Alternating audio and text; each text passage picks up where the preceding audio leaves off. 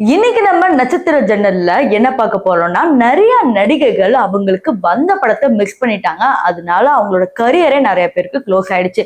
என்ன career close ஆயிடுச்சு அப்படின்னு கேட்டீங்கன்னா, இப்ப நடிகர்களுக்கு ஒரு படம் மிஸ் பண்ணாலும் இன்னொரு படம் எப்படியாவது ஹிட் ஆயிடும். ஆனா நடிகைகளை பொறுத்த வரைக்கும் நல்ல படமோ சின்ன படமோ எப்படியும் பார்க்காம எதையும் பார்க்காம நடிச்சுதான் ஆகணும். ஸோ அது வந்து சின்ன சின்ன கேரக்டர்ல நடிச்சவங்க கூட இன்னைக்கு பெரிய இடத்துல இருக்காங்க. ஸோ ஹீரோயினுக்கு மட்டும் இப்படிதான் வந்து ஒரு டேட்டாவே இருக்கு.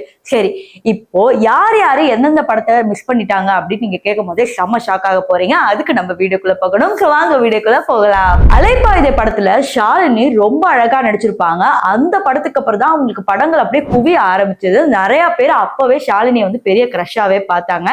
ஈவன் தான் அலைப்பாயுதே ஷூட்டிங் டைம்ல தான் அஜித்துக்கும் ஷாலினிக்கும் லவ் போயிட்டு இருந்துச்சு அப்படிங்கறத நம்ம கேள்விப்பட்டிருப்போம். ஆனா இந்த அலைப்பாயுதே படத்துல மாதவனுக்கு ஜோடியா யார் வந்திருக்கணும் தெரியுமா? வசுந்தரா தாஸ் சிட்டிசன் படத்துல வந்திருப்பாங்க பாத்தீங்களா?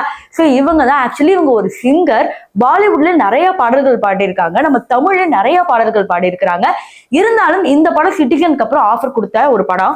ஆனா வந்து அது பண்ணாம போனனால அப்புறம் அடுத்தடுத்து படங்கள் அப்படியே வந்து பண்ணாமலே போயிட்டாங்க. இப்போ அவங்க மேரேஜ் ஆகி செட்டில் ஆயிட்டாங்க அப்படிங்கிறது உண்மை. அடுத்த லிஸ்ட்ல நம்ம பார்க்க போறது மான் கராத்தே ஹன்சிகா. என்னது, ஹன்சிகாக்கு இந்த படம் கிடைச்சிருக்க கூடாது? அப்ப யாருன்னு கேட்டீங்கன்னா வேற யாரும் இல்ல, ஸ்ருதி ஹாசன் தான். ஆக்சுவலி ஸ்ருதி ஹாசன் ஒரு இன்டர்வியூல என்ன சொல்லியிருப்பாங்கன்னா, இந்த மாதிரி 3க்கு அப்புறம் எனக்கு எந்த ஒரு பட வாய்ப்புமே கிடைக்கல அப்படின்னு சொல்லியிருப்பாங்க. கரெக்டான ஸ்டோரிஸ் வரல அப்படிங்கிற மாதிரி சொல்லியிருப்பாங்க. பட் மான் கராத்தே படத்தை வந்து சொல்லும் போது இவங்க ரிஜெக்ட் பண்ணிருக்காங்க, நல்லா இல்ல அப்படின்னு சொல்லி விட்டுருக்காங்க. அதுக்கப்புறம் தான் ஹன்சிகாக்கு போய் அந்த ஹன்சிகாவை அங்கிருந்து பெரிய இடத்துக்கு கூட்டிட்டு போச்சு. என்னதான் சிவகார்த்திகேயன் அப்ப வந்து ஒரு சின்ன ஆக்டரா இருந்தாலும் அவருக்கும் அந்த படம் ஒரு பெரிய பேர் வாங்கி கொடுத்துச்சு. அட் த சேம் டைம் ஹன்சிகாக்கும் சிவகார்த்திகேயனுக்கும் பல பட வாய்ப்புகள் கிடைச்சதும் அப்படிங்கிறது நமக்கு தெரியும். அடுத்து இந்த ஆக்ட்ரஸ் இதை விட்டாங்க அப்படின்னு சொல்லி நீங்க செம்ம ஷாக் ஆக போறீங்க. அதுதான் ஐ படத்துல. ஐ எவ்வளவு பெரிய பட்ஜெட்ல எடுக்கப்பட்ட படம். அதுல எமி ஜாக்சன் என்ன சூப்பரா நடிச்சிருப்பாங்க. அவங்க அளவுக்கு யாரை எடுத்துட்டு வந்திருக்கணும் அப்படி கேட்டீங்கன்னா அது வேற யாரும் இல்ல, சமந்தா தான். ஆக்சுவலி சமந்தாக்கு தான் இந்த வாய்ப்பு போயிருக்கு. பட் அவங்களுக்கு கால் ஷீட் கிடைக்காதனால நிறைய பிரச்சனைகள் இருந்தனால அந்த படத்துல நடிக்காம போயிட்டாங்க அப்படிங்கிறது ஒரு உண்மை. அடுத்து ஒரு காவிய கதைனா சீதாராமம் அப்படிதான் சொல்லுவோம். சீதாராமம்ல மிருணால் தாக்கூரை தவிர வேற எந்த பொண்ணையுமே அந்த இடத்துல வச்சு பார்க்க முடியாது. அப்படி இருக்கிறப்ப இவங்களை செகண்டா தான் சூஸ் பண்ணிருக்காங்க. அப்போ ஃபர்ஸ்ட் யாரு அப்படின்னு கேட்டீங்கன்னா அது வேற யாரும் இல்ல, ரெட்ரோ படத்துல கனிமா ஆடினாங்க பாத்தீங்களா, பூஜா ஹெட்ஜே, அவங்களுக்கு தான் ஃபர்ஸ்ட் வாய்ப்பு போயிருக்கு. சோ இவங்க ராணியா நடிச்சா எப்படி இருந்திருக்கும் அப்படிங்கிற மாதிரி பல கற்பனைகள்ல இவங்க அந்த டஸ்கி ஸ்கின்ல இருக்காங்க, ஹோம்லி லுக்ல இருக்காங்கன்னு இவங்க தான் ஃபர்ஸ்ட் அணுகி இருக்கிறாங்க. பட் இவங்களுக்கு இருந்த ரொம்ப டைட் ஷெட்யூல்ல இது நடிக்க முடியாம போயிடுச்சு.